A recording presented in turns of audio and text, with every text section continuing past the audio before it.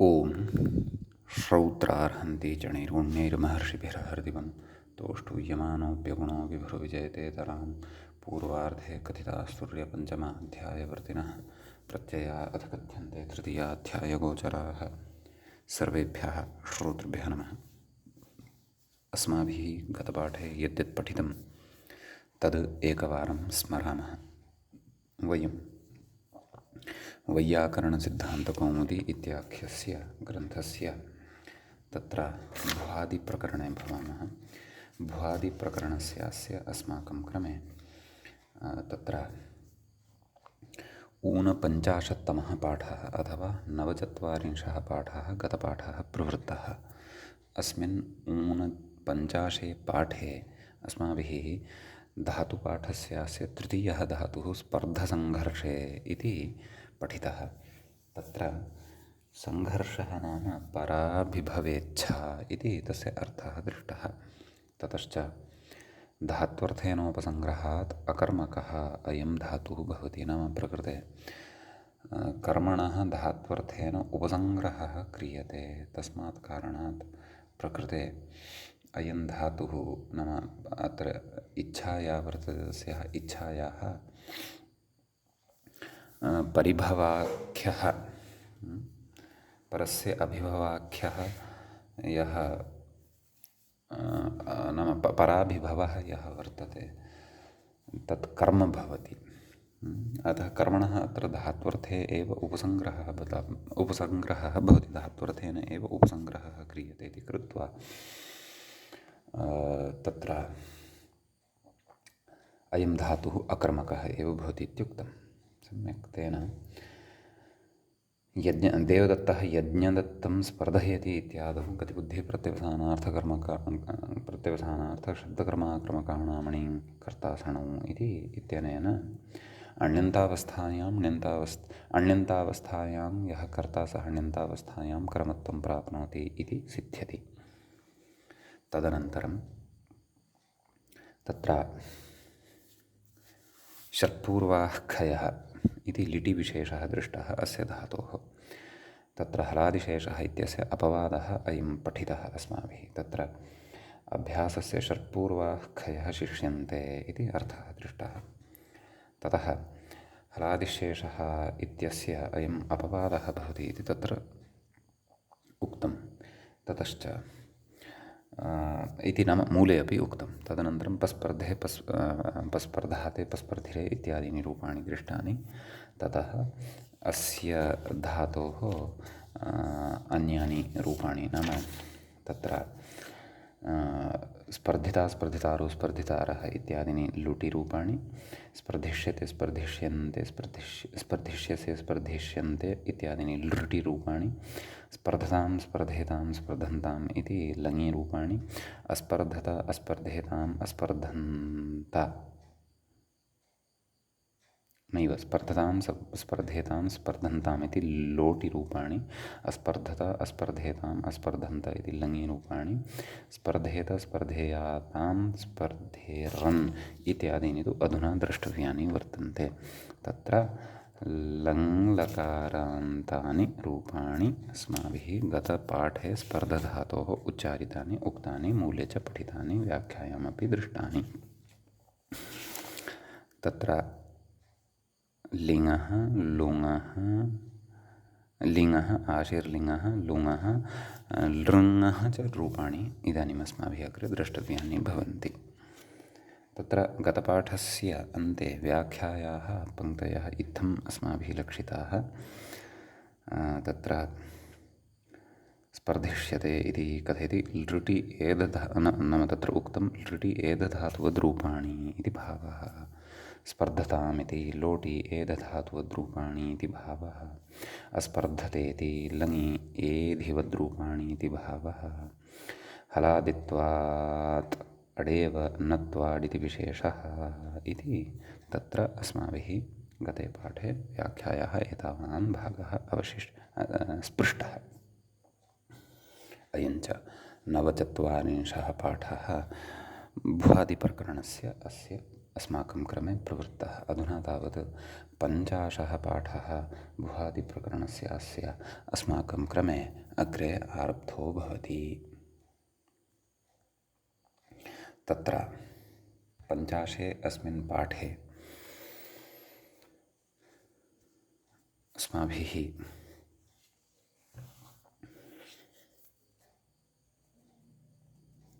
व्याख्याता किम् उच्यते, क्व इङ्गितं क्रियते इति अवलोक्यते। तत्र स्पर्धेतेति इत्युक्तं कथयति विधिलिङि एधिवद्रूपाणि, नाम विधिलिङ्लकारे एध धातुवद्रूपाणि अत्र भवन्ति। तर्हि कथं रूपाणि? स्पर्धेत, स्पर्धेयातां, स्पर्धेरन्, स्पर्धेथाः, स्पर्धेयाथां, स्पर्धेध्वं, स्पर्धेय, स्पर्धेवहि, स्पर्धेमहि, एवं रीत्या अत्र रूपाणि। अग्रे कथयति स्पर्धीशीष्टेति, नाम मूले एकं क्रियापदं दत्तम् अस्ति खलु, स्पर्धीशीष्ट इति। तस्य रूपाणि एवं भविष्यन्ति। कथम्? तत्र व्याख्याता कथयति आशीर्लिङि एधिवद्रूपाणि, नाम प्रकृते एधधातुवदेव रूपाणि भवन्ति आशीर्लिङ्लकारे अपि इति भावः। अतः कथं रूपाणि?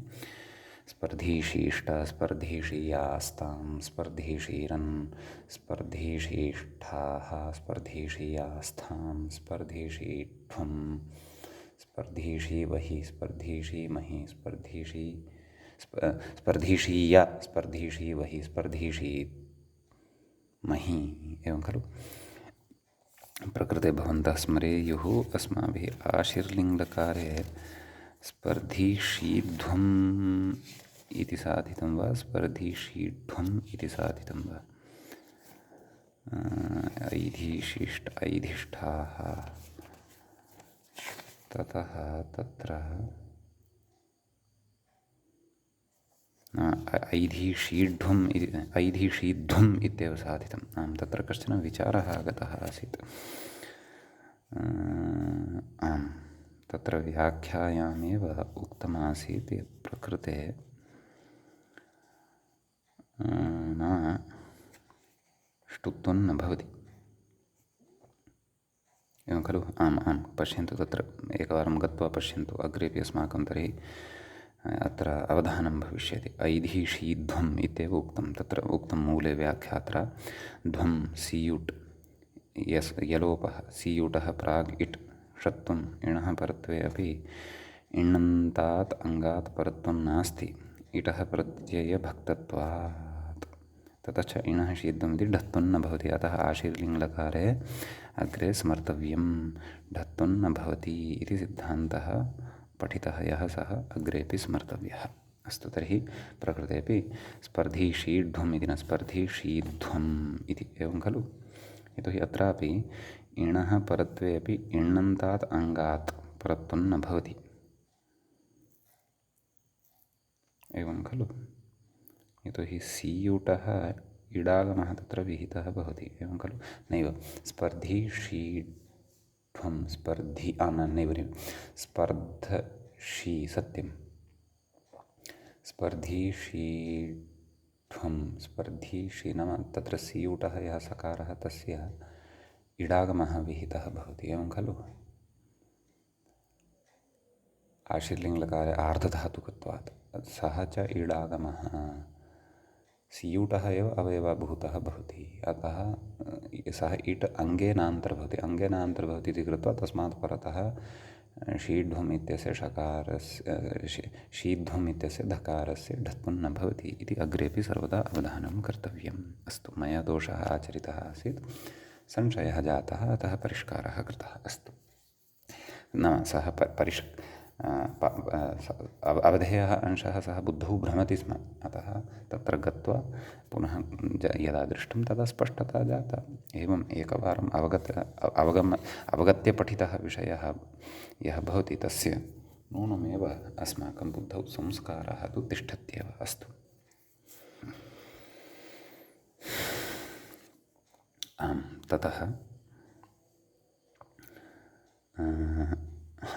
अग्रे अग्रे कथयति अस्पर्धिष्टेति मूले पश्यन्तु अस्पर्धिष्ट इति एकं रूपं प्रदत्तं वर्तते खलु कथयति लुङि एधिवद्रूपाणि इति कथयति अडागमः न तु आट् इति विशेषः नाम प्रकृते अडागमः एव भविष्यति एतद्धातुः तु अजादिः अतः तत्र आडागमः भवति स्म आटश्च इत्यनेन वृद्धिः भवति स्म अतः प्रकृते तु एधधातुवदेव रूपाणि भवन्ति इति अतः कथं स्पर्धिष्ट स्पर्धिषातां स्पर्धिषत एवं खलु अदभ्य तत्र आत्मनेपदे श्वणतः इति पठितं खलु अतः अदादेशः बहुवचने झस्य स्थाने न विस्मर्तव्यः मध्यमपुरुषे स्पर्धिष्ठाः स्पर्धिषाथां स्पर्धिध्वम् एवं खलु स्पर्धी वहि स्पर्धिमहि नैव स्पर्धिषि स्पर्धिष्वहि स्पर्धिष्महि एवं रीत्या रूपाणि तत्र च ज्ञातव्यानि अत्रापि तथैव खलु नाम लुङ्लकारः यः वर्तते तत्रापि स्पर्धिध्वम् इति वा नाम स्पर्धिष्ठाः स्पर्धिषाथां स्पर्धिध्वं वा स्पर्धिध्वम् इति वा यतोहि स्पर्धिध्वम् एवं खलु स्पर्धि नाम स्पर्धध्वम् इति भवति खलु तर्हि वलादेः इडागमः यदि कृतः तर्हि प्रकृतेपि सैव स्थितिः अस्ति खलु एवं किल नाम प्रकृतेपि सैव स्थितिः वर्तते अतः प्रकृतेपि लुङ्लकारे मध्यमपुरुषस्य बहुवचने तत्र धकारस्य ढत्वं न स्यात् यतोहि ध्वमः इडागमः विहितः सः च इडागमः यः वर्तते सः इडागमः अङ्गेनान्तर् भवेत् अथवा अत्र सिच् आसीत् सिचं निमित्तीकृत्य तस्य इडागमः परन्तु अस्पर्धित्वं तत्र सिचः श्रवणं कुतः न भवति तर्हि अस्पर्धिषि अस्पर्धिष्वहि अस्पर्धिष्महि इत्यत्र सर्वत्र सिच् श्रूयमाणः वर्तते एवञ्च अस्पर्धिष्ट अस्पर्धिषाताम् अस्पर्धिषत अस्पर्धिष्ठाः अस्पर्धिषाथाम् एतेषु सर्वेषु अपि प्रयोगेषु सिच् दृष्टः प्रकृते सिच् कथं क्व गच्छति एकवारम् एधधातुं प्रति गत्वा प्रक्रिया समर्थव्या द्रष्टव्या झस्यरन् तत्र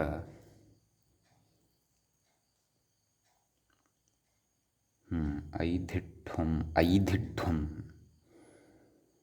आम् तत्र षोडशरूपाणि साधितानि खलु अस्माभिः सः विषयः लुङ्लकारस्य एव किल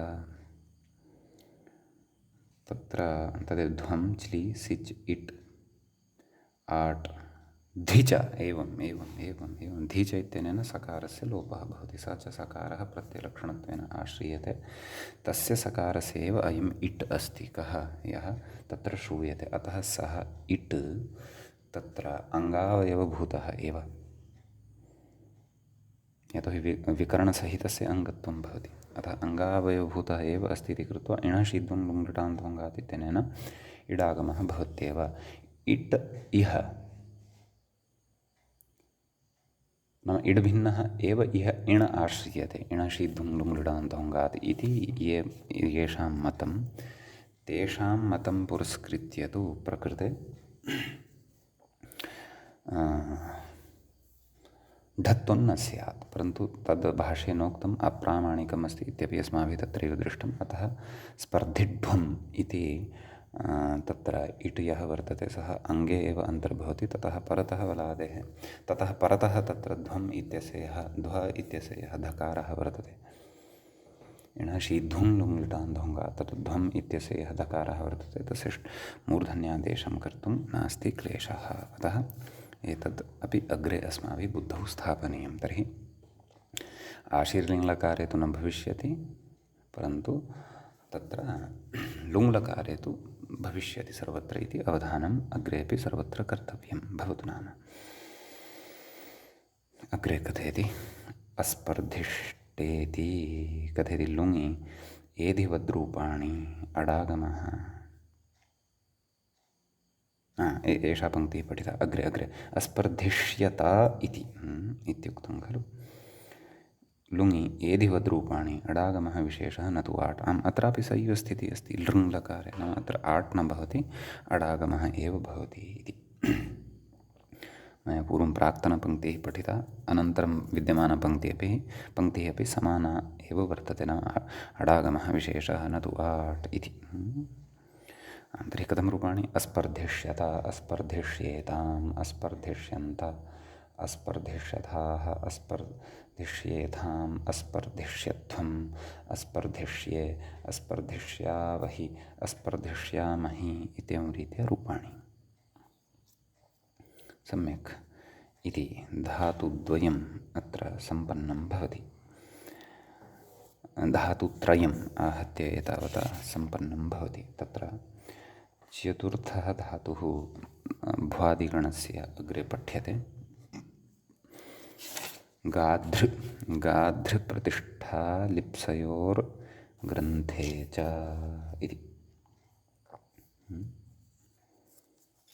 अयं धातुः प्रतिष्ठार्थे अपि भवति, लिप्सार्थे अपि भवति, लब्धुमिच्छा लिप्सा एवं खलु इति चिन्तयामि। अपि च ग्रन्थार्थे अपि भवति। व्याख्याता अग्रे किञ्चित् चर्चाम् अत्र करिष्यति। तत्र अग्रे कथयति, व्याख्याता कथयति गाधृप्रतिष्ठे इति कथयति चतुर्थान्तो धातुः, नाम तवर्गे यः चतुर्थः वर्णः ताथ दाध धकारः तदन्तः अयं धातुः वर्तते इति। कथयति ऋकारः नाग्लोपिशास्सुहृदितान् इति निषेधार्थः अजगाधत् इति। तदस्माभिः अग्रे पठिष्यते, नाम अत्र व्याख्याता इहैव अग्रिमाणां प्रकरणानां बीजानि बुद्धौ उत्पादयन् अस्ति, एवं खलु। तत्र अग्लोपिनाम् अङ्गानां शासेः रिदिताञ्च णौचङ्ग्योपधायाः ह्रस्वः न भवति, नाम उपधायाः ह्रस्वः न भवति इति अग्रे अस्माभिः पठिष्यते। नाम धातुषु हृदनुबन्धस्य स्थापनस्य इदं प्रयोजनं भवति। किं नाग्लोपिशास्सुहृदितां तद् वयम् अग्रे पठिष्यामः। सम्यक्। अत एव पश्यन्तु, तत्र णिजन्तः धातुः वर्तते अजगाधत्, नाम अयं तत्र लुङः नाम एवं लुङः वा लङः प्रयोगः वर्तते, नैव लुङः एव प्रयोगः वर्तते। तत्र किमुच्यते, नाग्लोपिशास्सुहृदितां णौ चङि ह्रस्वो न भवति। तर्हि चङ् नाम चङ् लुङः एव प्रसङ्गः भवति, तत्र च्लेः स्थाने चङ् इति आदेशः अग्रे पठिष्यते। तर्हि लुङ्लकारस्य अयं प्रयोगः अस्ति, कः अजगाधत् इति। नाम अजगाधत्, अत्र भवन्तः गाध इति धातुं पश्यन्ति खलु, गाधधातौ उपधावर्णः कः अस्ति, आकारः वर्तते, तर्हि तस्य स्थाने ह्रस्वः न भवति इति। नाग्लोपिशास्सुहृदितां णौचङ्ग्योपधाया ह्रस्वः इत्यस्य निषेधः उच्यते केन, नाग्लोपिशास्सुहृदिताम् इत्यनेन। णौचङ्ग्योपधाया ह्रस्वः इत्यनेन यदि अजगाधत् इत्यत्र ह्रस्वः स्यात् तर्हि किं रूपं स्यात्, अजगधत् इति। परन्तु अजगधत् इति अनिष्टं रूपं वर्तते, इष्टं यद् रूपं वर्तते तत्तु अजगाधत् इति वर्तते। अतः तत्र नाग्लोपिशा नाम अयं धातुः ऋदित् वर्तते, अतः कृत्वा नाग्लोपिशास्सृदिताम् इति उक्तं। तत्र ऋदितां नाम ऋदिता, तत्र अन्यविधाः अपि धातवः परिगणिताः सूत्रे, परन्तु अयमपि एकः धातुः तत्र परिगणितः वर्तते इति कृत्वा तत्र ऋदितः अस्य धातोः तत्र फलम् इदमेव, नाम नाग्लोपिशास्सुहृदिताम् इत्यनेन उपधायाः ह्रस्वः यः प्राप्तः भवति तस्य ह्रस्वस्य निषेधः भवतु, अजगाधत् इति रूपं सिद्धं भवतु। तदिदञ्च अस्माभिः विस्तरेण तत्र णिच् प्रकरणे अग्रे विस्तरेण ज्ञास्यते। सम्यक्। अग्रे कथयति प्रतिष्ठा आधारे स्थितिः। प्रतिष्ठा इत्यस्य अर्थं कथयति। आधारे स्थितिः नाम आधारस्य उपरि स्थितिः। कश्चन आधारः भवति, तस्य उपरि आधेयत्वेन स्थितिः, अवस्थानं प्रतिष्ठा इत्युच्यते। ग्रन्थनं रचनं, प्रकृतग्रन्थशब्देन रचनं, रचना इति विवक्ष्यते। सम्यक्। तर्हि अत्र एतस्य धातोः रूपाणि अग्रे द्रष्टव्यानि सन्ति। तर्हि प्रकृते अयं यः धातुः वर्तते, सः धातुः नाम सकर्मकः वा अकर्मकः वा, यद्यपि तस्य धातोः सकर्मकत्वम् अकर्मकत्वं तत्रापि प्रकाराः वर्तन्ते। केचन सकर्मकाः अपि धातवः अकर्मकाः जायन्ते इति काचित् चर्चा ह्यः अपि कृता। पुनश्च अर्थानुरोधेन धातौ कर्मणः योग्यता भवति चेत् सकर्मकत्वं भवति, योग्यता न भवति चेत् अकर्मकत्वं भवति। अतः धातोः अर्थम् आदाय तथा निर्णयः कर्तव्यः भवति, अयं धातुः सकर्मको वा अकर्मको वा इति। समीचीनम्। अयं धातुः प्रथमे अर्थे अकर्मकः वर्तते, अन्यद् अर्थद्वयं यद् वर्तते लिप्सा ग्रन्थनं च, तयोः अकर्मकः वर्तते। अतः अर्थभेदात् सकर्मकत्वमपि अकर्मकत्वमपि अस्य धातोः भवति। अस्तु, अग्रे कथयति व्याख्याता। जगाध इति नाम साक्षात् तत्र व्याख्याता लिटः विषये एव चिन्तनं कुर्वन्नस्ति। ततः पूर्वं गाधते इति रूपं दत्तं। तर्हि लटि कथं रूपाणि? गाधते, गाधेते, गाधन्ते, गाधसे, गाधेते, गाधत्वे, गाधे, गाधावहि, गाधावहे, गाधामहे।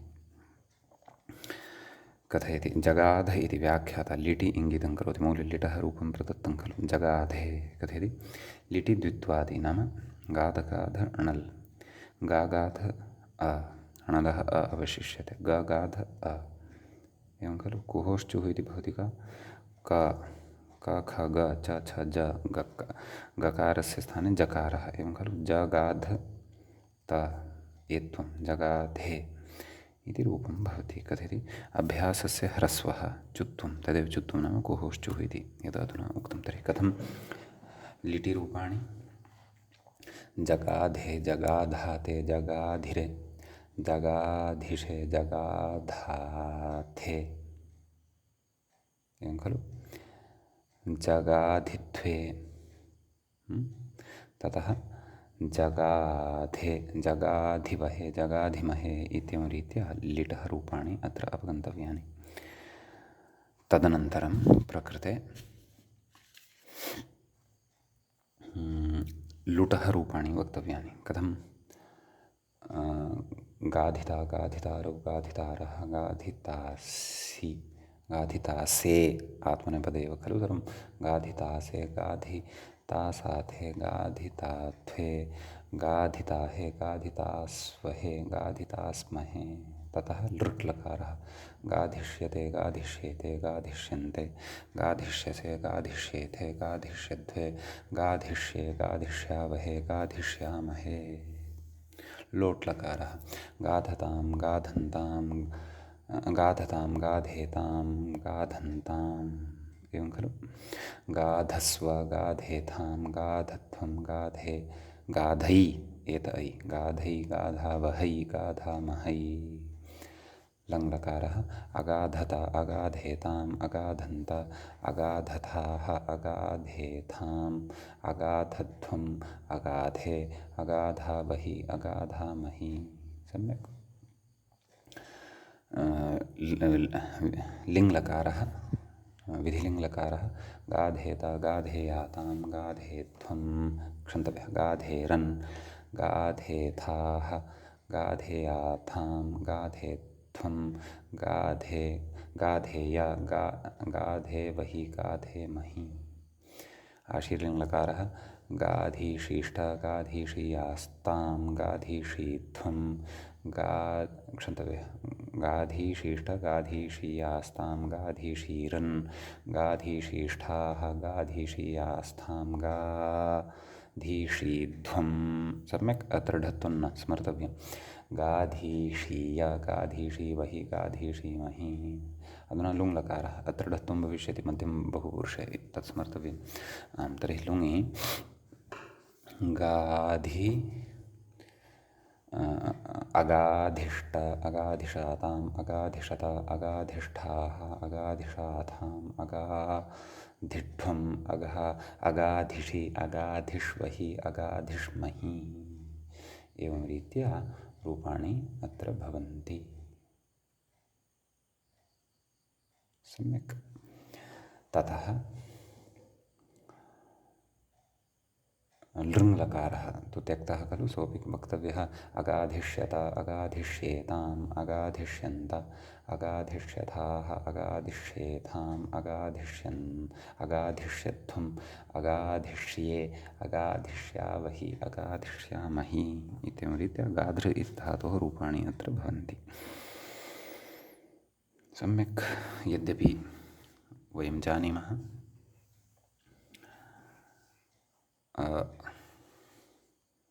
मूले सर्वाणि रूपाणि प्रदत्तानि न भविष्यन्ति, परन्तु वयं सङ्कल्पपूर्वकं सर्वस्यापि धातोः निश्चयेन रूपम् एकवारम् अस्य रूपाणि वदिष्यामः एव। अग्रे प्रमादो वा भवतु किमपि वा भवतु, नाम कदाचित् आलस्यं भवति, अरे एतत्तु सामान्यमेव को वा वदति, परन्तु नैव। अस्माभिः सर्वस्यापि धातुपाठस्य न्यूनातिन्यूनं 10 गणाः ये वर्तन्ते, तेषां दशानां गणानां सर्वाणि अपि रूपाणि वक्तव्यानि सन्ति एव इति सङ्कल्पः अधुनैव स्वीकर्तव्यः, येन अस्माकं तिङन्तभूमिः अतीव सुदृढा निर्मिता भवतु। अस्तु। ततः अग्रे धातुः वर्तते, व्याख्याता कथयति बाध्र इति। अयञ्च धातुः तत्र कस्मिन् अर्थे अस्ति इति पश्यामः। बाध्र लोडने इति।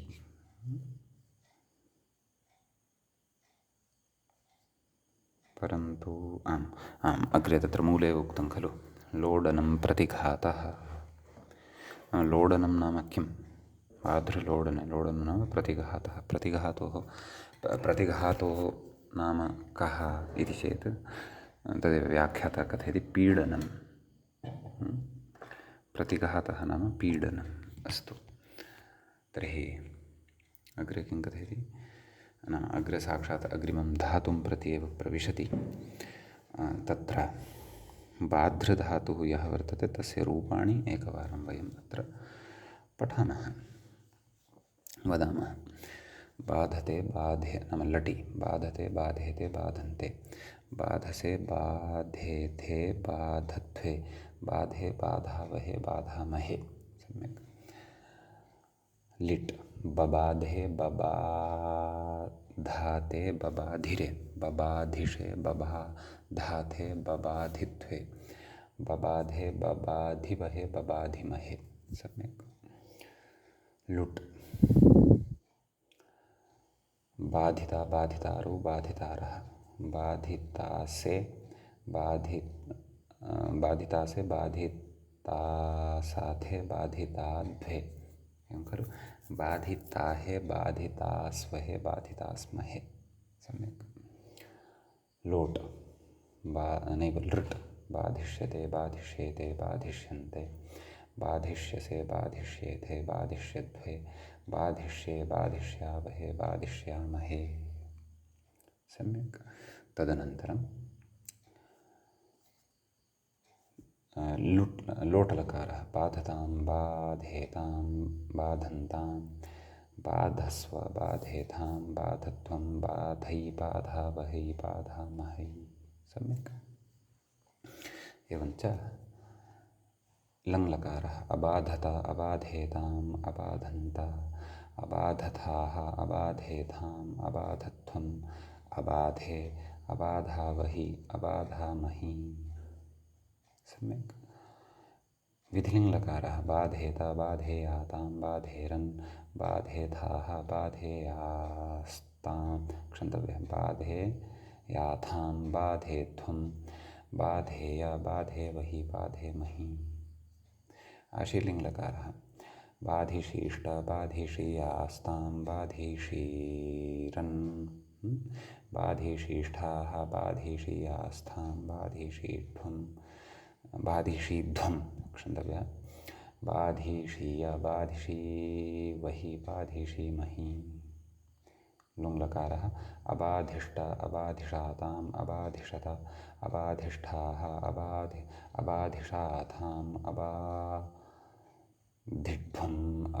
अबाधिषि अबाधिष्वहि अबाधिष्महि। एवं रीत्या रूपाणि। अग्रे कथयति नैव अग्रे लृङ्लकारः अपि अवशिष्टः खलु अबाधिष्यत अबाधिष्येताम् अबाधिष्यन्त अबाधिष्यथाः अबाधिष्येताम् अबाधिष्यध्वम् अबाधिष्ये अबाधिष्यावहि अबाधिष्यामहि। एवं खलु इति आशीर्लिङ्लकारे क्षन्तव्यः लृङ्लकारे रूपाणि अवगन्तव्यानि। ततः अग्रे कथयति नाधृ नाधृ इति द्वितीयचतुर्थान्तौ धातु इत्युच्यते। नाम अत्र नाधृ इति धातुः यः वर्तते षष्ठः धातुः यः वर्तते सः धातुः द्वितीयान्तः नाम तवर्गद्वितीयान्तः थकारान्तः रुदितधातुः सः ऋकारस्य इति संज्ञया लोपः भवति। नाधृ इति धातुः यः सः अपि रुदितधातुः वर्तते। तत्र यः धकारः वर्तते तस्य सः तवर्गचतुर्थः तथा दध तवर्गचतुर्थः सः वर्तते इति भावः। ततः कथयति तत्र अर्थाः उक्ताः खलु मूले के अर्थाः नाधृ नाधृ याज्ञोपतापैश्वर्याशीषु इति। एषु अर्थेषु एतद् धातुद्वयं भवति। तत्र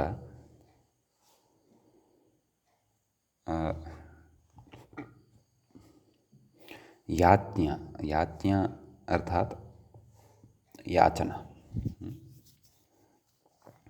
उपतापः उपतापविषये व्याख्याता कथयति उपतापो ज्वरप्रयुक्ता पीडा इति। अग्रे कथयति आशीः नाम आशीर्वादार्थे अयं धातुः उक्तः खलु। ततः पूर्वम् ऐश्वर्यम् इत्युक्तम् उपताप ऐश्वर्याशीषु ऐश्वर्यं नाम तदेव वैलास्यं। आशीः आशासनं नाम आशीः आशीर्वादः नाम आशीर्वादार्थः भवति खलु। आशासनम् इत्यपि तस्य नामान्तं भवति। अतः तत्र आशासनम् इति अर्थः आशीः इत्यस्य अवगन्तव्यः। अग्रे उच्यते द्वितीयान्तस्य नाधृधातोः विशेषणाः इति। तत्र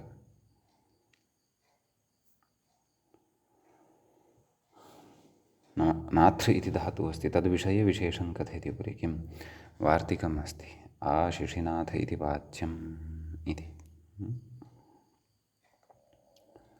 नाम अस्य आशिषि एव आत्मनेपदं स्यात् इति नाम आत्मनेपदप्रकरणस्थम् इदं वार्तिकमत्र पठ्यते।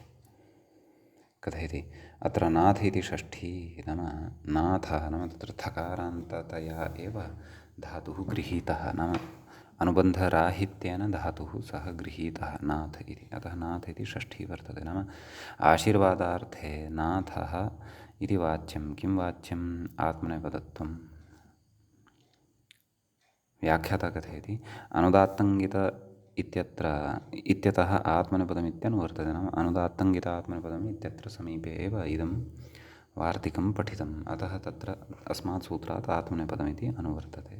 तर्हि अनुदात्तेत्वादेव सिद्धे नियमार्थमिदं वार्तिकं नाम अयमपि धातुः अनुदात्तेत वर्तते। तर्हि अनुदात्तेत्वादेव प्रकृते आत्मनेपदत्वं सिद्धं भवति खलु। तर्हि इदं वार्तिकं कुतः का वा आवश्यकता अस्य वार्तिकस्य इति चेत् सिद्धे सति आरभ्यमाणः विधिः नियमाय भवति। आत्मनेपदं सिद्धं चेदपि अयं विधिः आरब्धः तर्हि तत्र नियमः वर्तते, नाम अर्थविशेषे सत्येव अस्य आत्मनेपदत्वं भवति, नान्यत्र कथयति तदाह अस्याशिष्ये वेति मूले उक्तं खलु। अस्य आशिषि एव आत्मनेपदं स्यात्। अस्य नाम कस्य? नात्र याज्ञादिषु यः अर्थः तवर्गद्वितीयान्तः अस्य आशिषि एव नाम आशीर्वादार्थे गम्यमाने एव आत्मनेपदत्वं भवति, अन्यथा तु न।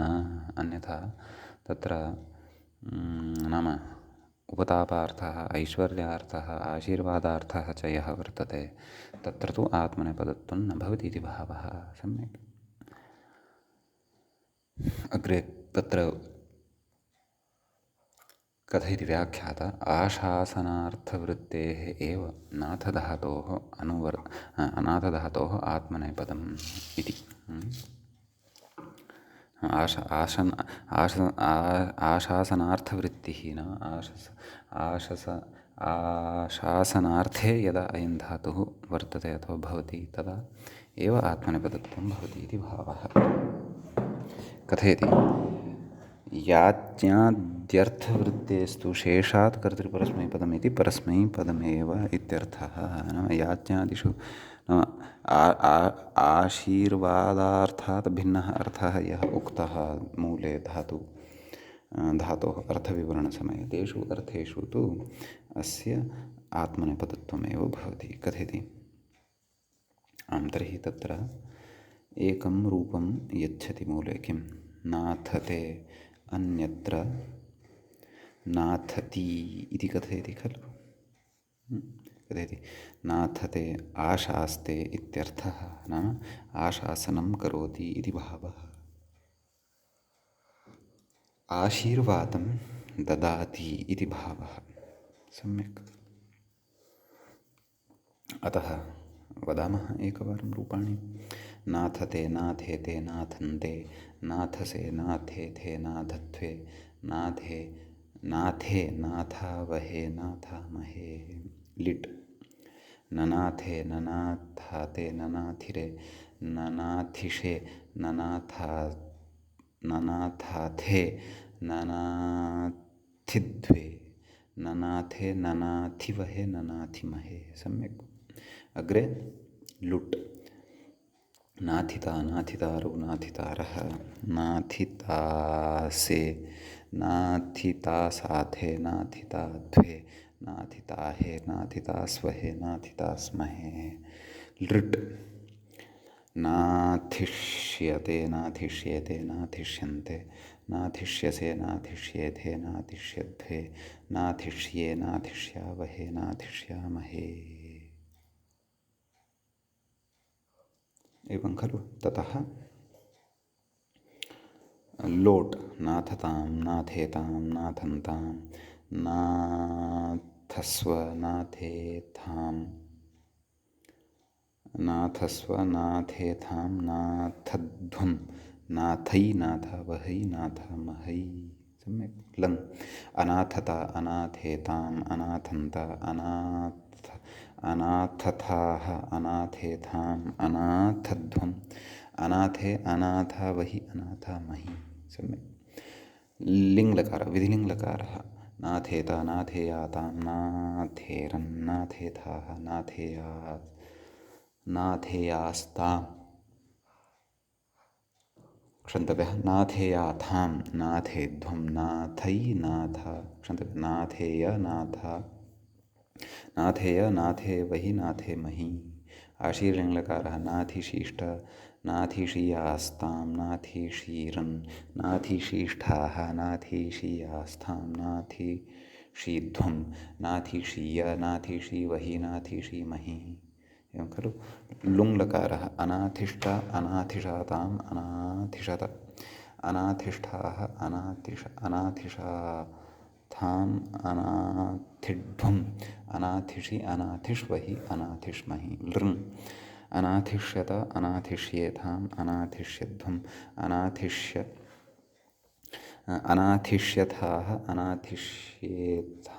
अनाथिष्येथाम् अनाथिष्यध्वम् अनाथिष्ये अनाथिष्यावहि अनाथिष्यामहि इत्येवं रीत्या रूपाणि अत्र अस्माभिः ज्ञेयानि। सम्यक्। अग्रे तत्र कथयति अन्यत्रेति मूले उक्तं खलु अन्यत्र नाथति नाम अन्यत्र परस्मैपदं भवति खलु। कथयति याज्ञाद्यर्थे विद्यमानस्य इत्यर्थः। सम्यक्। तर्हि तत्र परस्मैपदरूपाणि भवन्ति नाम भवति इति यथा रूपाणि साधितानि खलु तद्वत् प्रकृते। तर्हि कथं रूपाणि नाथति नाथतः नाथन्ति नाथसि नाथथः नाथथ नाथामि नाथावः नाथामः लिट् लकारे ननाथ ननाथथुः ननाथुः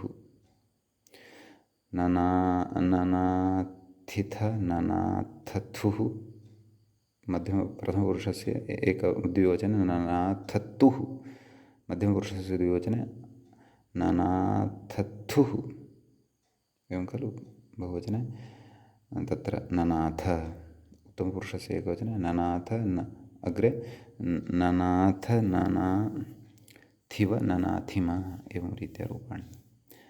आम् कथमासीत् तत्र तेः लुट् लकारः इति चेत् नाथिता नाथितारो नाथितारः नाथितासि नाथितास्थः नाथितास्थ नाथितास्मि नाथितास्वः नाथितास्मः एवं खलु। लृट् नाथिष्यति नाथिष्यतः नाथिष्यन्ति नाथिष्यसि नाथिष्यथः नाथिष्यथ नाथिष्यामि नाथिष्यावः नाथिष्यामः एवं खलु। अग्रे तत्र कः लकारः लोट् लकारः नाथतु नाथतां नाथेतां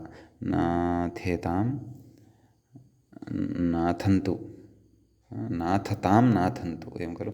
नाथतु नाथतात् नाथतां नाथन्तु नाथ नाथतां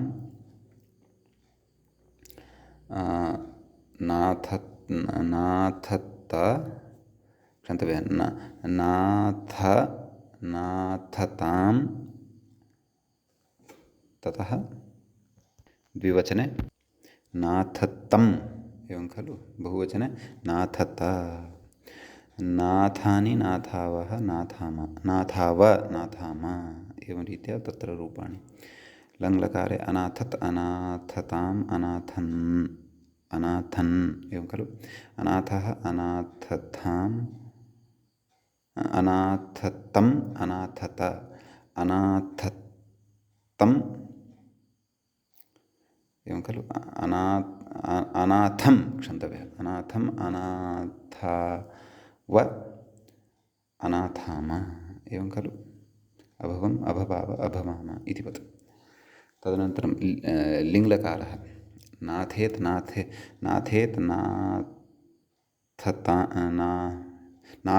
नाथेत् नाथेतां नाथेयुः नाथेः नाथेतं नाथेत नाथेयं नाथेव नाथेम एवं रीत्या रूपाणि। सम्यक्। तदनन्तरम् आशीर्लिङ्लकारे नाथ्यात् नाथ्यास्तां नाथ्यासुः नाथ्याः नाथ्यास्तं नाथ्यास्त नाथ्यासं नाथ्यास्व नाथ्यास्म। लुङ्लकारे अनाथिष्ट अनाथिषाताम् अनाथिषुः एवं खलु। तत्र भूधातोः तु भिन्नः विषयः अतः अत्र तदेव नाम लुङ्लकारे तत्र अवधानं कर्तव्यमेव। नाम परस्मैपदे प्रकृते लुङि तदेव अनाथीत् अनाथिष्टाम् अनाथिषुः एवं रीत्या रूपाणि भविष्यन्ति। सम्यक्। इदानीम् एतावता द्वित्राः धातवः आत्मनेपदे एव प्रयुक्ताः, अतः परस्मैपदे किञ्चित् वक्तुं क्लेशः भवति। अस्तु, तथापि अग्रे अग्रे रूढिः भविष्यति अस्माकम्। तर्हि अनाथीत् अनाथताम् अनाथिषु, अनाथीः अनाथत्वं, यद्यपि तत्सम्बन्धिनी प्रक्रिया एतावता न पठिता वर्तते, अग्रे पठिष्यते अचिरेण। किञ्चित् पठिता वर्तते, किञ्चित् पठनीया अस्ति। अतः अनाथीः, अतः रूपश्रवणं कुर्वन्तु सद्यः। अनाथीः अनाथिष्टम् अनाथिष्ट एवं वा? अना तत्र अनाथिषि, परन्तु परस्मैपदे तु रूपभेदः स्यात् खलु। अनाथिषम् इति अग्रे पठिष्यते। अनाथिषम् अनाथिष्व अनाथिष्म इत्यादीनि रूपाणि भवन्ति। तानि च सद्यः एतत् सम्बन्धिनी विस्तरेण प्रक्रिया न पठिता, यतोहि अभूत् अभूताम् अभूवन् इत्यादिषु तु काचित् भिन्ना व्यवस्था आसीत्। सम्यक्। तत्र सिचः श्रवणं न भवति स्म। सिच् सहितः लुङ् अस्माभिः अग्रे पठिष्यते। तथापि प्रकृते नाम चर्चा जाता अस्ति, अतः रूपाणि तु केवलं वयं श्रोतुं तु शक्नुमः। अस्तु। लृङ्लकारे अनाथिष्यत् अनाथिष्यताम् अनाथिष्यन्, अनाथिष्यः अनाथिष्यतम् अनाथिष्यत अनाथिष्यम् अनाथिष्याव अनाथिष्याम इति परस्मैपदे नाथधातोः रूपाणि तत्र भविष्यन्ति। आशीर्वादार्थे एव अत्र आत्मनेपदं प्रयोक्तव्यम्, अन्यथा तु परस्मैपदम् एव प्रयोक्तव्यं। तस्य च रूपाणि अस्माभिः अधुनैव अत्र साधितान्येव। सम्यक्। अग्रे कथयति।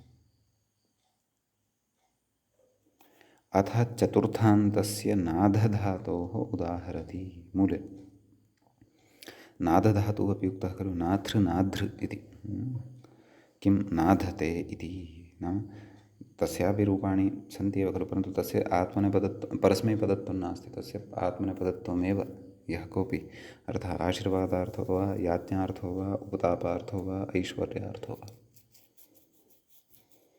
परस्मैपदविधानं तु नाम आत्मनेपदविधानं विशिष्टे स्थले एव, अन्यथा परस्मैपदविधानम् इति तु नाथृधातोः विषये अस्माभिः पठितं। सम्यक्। तर्हि कथम् अत्र रूपाणि? नाधते नाधेते नाधन्ते। व्याख्याता कथयति, न व्याख्याता किमपि न कथयति। नाधते इति तदनन्तरं भिन्नः धातुः आरभ्यते। अस्तु, किं कथयति? नाधते नाधेते नाधन्ते नाधसे नाधेथे नाधत्वे नाधे नाधावहे नाधामहे। कथं लिट्लकारः? ननाधे ननाधाते ननाधिरे ननाधिषे ननाधाथे ननाधित्वे ननाधे ननाधिवहे ननाधिमहे। लुट् नाधिता नाधितारौ नाधितारः नाधितासे नाधितासाथे नाधिताध्वे नाधिताहे नाधितास्वहे नाधितास्महे। एवं किल? तदनन्तरं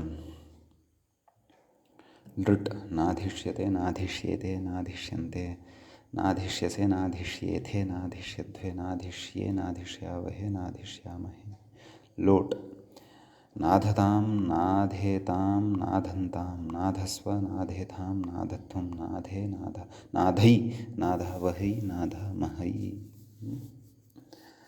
लङ् अनाधता अनाधेताम् अनाधन्ता अनाधथाः अनाधेथाम् अनाधध्वम्। एवं खलु? उत्तमपुरुषे अनाधे अनाधावहि अनाधामहि। एवं खलु? तदनन्तरं तत्र विधिलिङ्लकारे नाधेता नाधेयातां नाधेरन् नाधेथाः नाधेयाथां क्षन्तव्य एवं सम्यक्। नाधेयाथां नाधेध्वं नाधेय नाधेवहि नाधेमहि। आशीर्लिङ्लकारः नाधिशीष्ट नाधिशीयास्तां नाधिशीरन् नाधिशीष्ठाः नाधिशीयास्तां नाधिशीध्वं नाधिशीय नाधिशीवहि नाधिशीमहि। लुङ्लकारे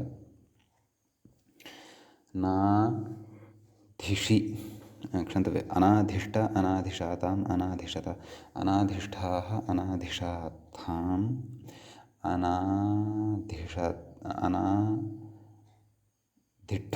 अनाधिषि अनाधिष्वहि अनाधिष्महि लृङ्लकार अनाधिष्यत अनाधिष्येताम् अनाधिष्यन्त अनाधिष्यथः अनाधिष्येथाम् अनाधिष्यध्वम् अनाधिष्ये अनाधिष्यावहे अनाधिष्यावहि अनाधिष्यामहि। सम्यक्। भवन्तः अपि अवश्यम् एतेषां रूपाणां वाचनं कुर्वन्तु, तत्र निश्चयेन भवतां सरलता काचित् भविष्यति।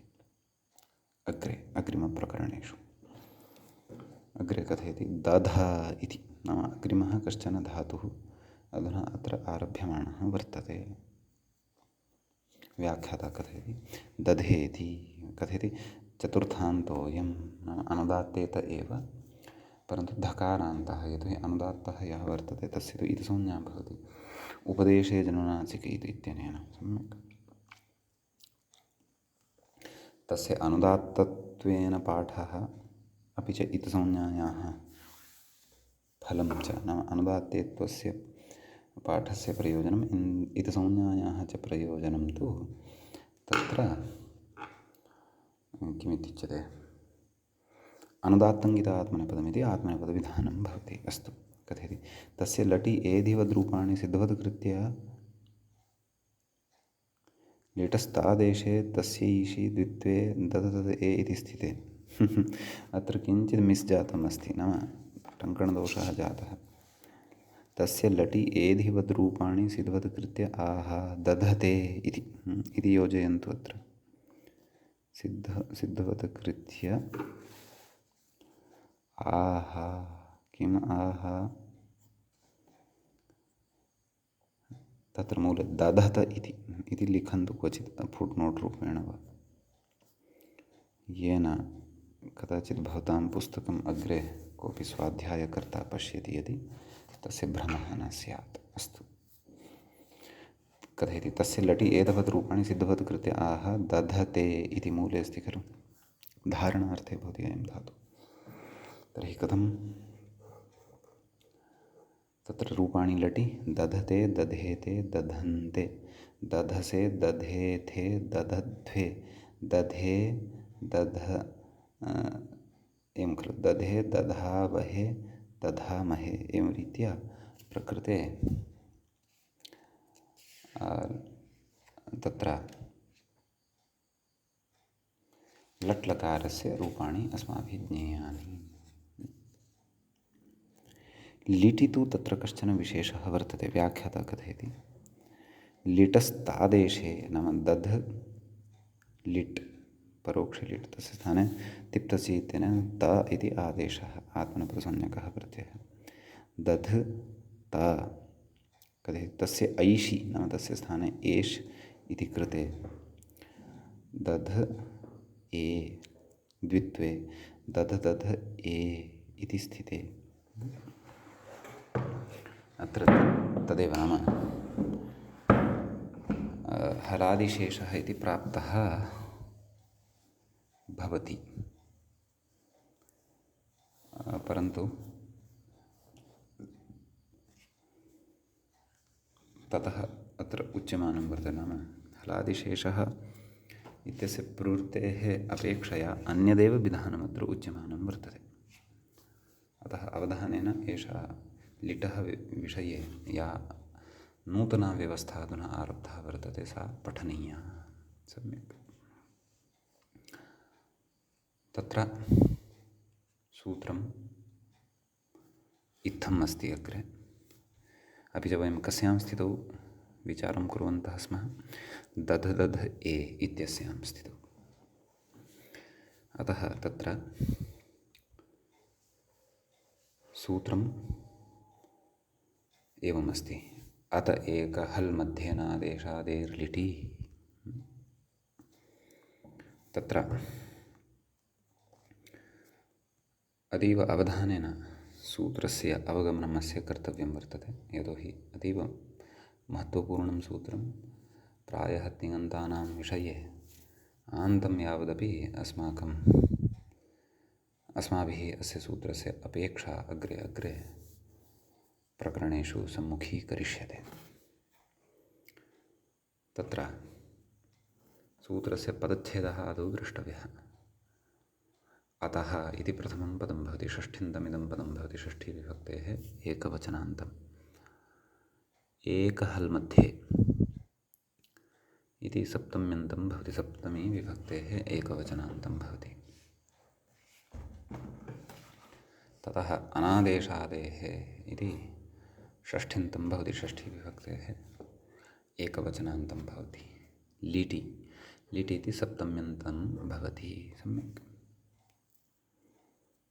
तत्र विग्रहः ज्ञेयः, व्याख्यात्रा अपि एकः विग्रहः तत्र उच्यमानः वर्तते, परन्तु अन्यानि अपि तत्र समस्तपदानि वर्तन्ते। तत्र एकशब्दः यः वर्तते किल, सः असहायवाचकः वर्तते। तद्विषये अग्रे कथयिष्यते। तस्य विग्रहोऽपि अग्रे एव व्याख्यात्रा स्वयमेव कथयिष्यते। अतः व्याख्याता किं कथयन् अस्ति तदेव आदौ पश्यामः। कथयति आदेशः आदिः यस्य इति बहुव्रीहिः। क्व अयं बहुव्रीहिः इति चेत् तत्र अनादेशादेः इति पदविषये कथयन् अस्ति। तत्र न आदेशादेः अनादेशादेः, एवं खलु, एवं रीत्या विग्रहः कर्तुं शक्यते। परन्तु आदेशादेः इत्यत्रापि कः समासः इति कथयन् अस्ति। कथयति आदेशः आदिः यस्य इति बहुव्रीहिः। नाम यस्य आदिः आदेशः भवति, अथवा आदेशः यस्य आदिः भवति सः आदेशादिः भवति। न आदेशादिः अनादेशादिः। अन्यपदार्थत्वेन तु अत्र कः ग्राह्यः तद् अचिरेण स्फुटीभविष्यति, परन्तु अन्यपदार्थत्वेन सद्यः तत्र अयमेव, नाम कश्चन धातुः ग्राह्यः। सम्यक्। अतः न अनादेशादेः प्रकृतपदे बहुव्रीहिः गर्भनय तत्पुरुषसमासो भवति। एवं खलु। कथयति आदेशः आदिः यस्य इति बहुव्रीहिः। अग्रे उच्यते अङ्गस्य इत्यधिकृतम् अन्यपदार्थः। आम्, अन्यपदार्थत्वेन अङ्गम् अत्र गृह्यते। अङ्गं च नाम प्रकृते तत्र तस्मिन् अङ्गे धातुः अपि भवति, विकरणमपि भवति। विकरणसहितस्य अङ्गत्वम् इत्युच्यते। अथवा यस्मात् प्रत्ययविधिः भवति, यस्मात् प्रत्ययः विधीयते तस्य तु अङ्गत्वम् अस्ति एव, तत्तु वयं जानीमः एव। सम्यक्। अग्रे कथयति लिटीति निमित्तसप्तमी। नाम लिटि परतः भवेत्। कथयति अनादेशादेः इत्यस्य एकदेशे अनादेशादेः इति अनादेशादेः इत्यस्य एकदेशे आदेशे अन्वेति। किम् अन्वेति? लिटि इति निमित्तसप्तमी आवर्तते। एषा निमित्तसप्तमी, लिटि इति निमित्तसप्तमी, नाम समग्रं वाक्यमित्थम् अस्ति। लिटि इति निमित्तसप्तमी अनादेशादेः इत्यस्य एकदेशे आदेशे अन्वेति। नाम अनादेशादेः इति समस्तपदं वर्तते खलु, तस्य एकदेशः वर्तते। कः? आदेशः। तत्र आगत्य अन्वेति, नाम तेन सह सम्बन्धं भजते। का सप्तमी? क्व? लिटि इत्यत्र इति भावः। एतत् सर्वम् अवधानेन शृण्वद्भिः भाव्यम्। अधुना अस्य सूत्रार्थकरणसमये इतोपि स्पष्टता अस्माकं भविष्यति। कथयति लिटिपरे, नाम तर्हि एतावता कः अर्थः ज्ञातः भवति? नाम एतावन्त्येव पदानि विचार्य कथयति लिटिपरे यः आदेशः सः आदिः यस्य न भवति तथाविधस्य अङ्गस्य इति लभ्यते। एवं खलु। लिटिपरतः, लिटिपरे नाम लिटि यदा परतः भवति, लिटिपरे निमित्ते तन्निमित्तमपि भवेत्। यः आदेशः सः आदिः यस्य न भवति, यः कोऽपि आदेशः तत्र प्राप्यमाणः भवति, सः आदेशः आदिः यस्य न भवति तथाविधस्य अङ्गस्य, नाम तद्विधम् अङ्गं तत्र अपेक्षितम् इति अर्थः लभ्यते। सम्यक्। अत्र विस्तरेण सूत्रार्थः ज्ञातव्यः वर्तते। अग्रिमे पाठे ज्ञास्यामः। अद्यतनपाठः तावदत्रैव उपसंह्रियते। श्रौत्रार्हन्ति जणैर्गुण्यैर्महर्षिभिरहर्दिपं तोष्टूयमानोऽप्यगुणो विभुर्विजयतेतराम्।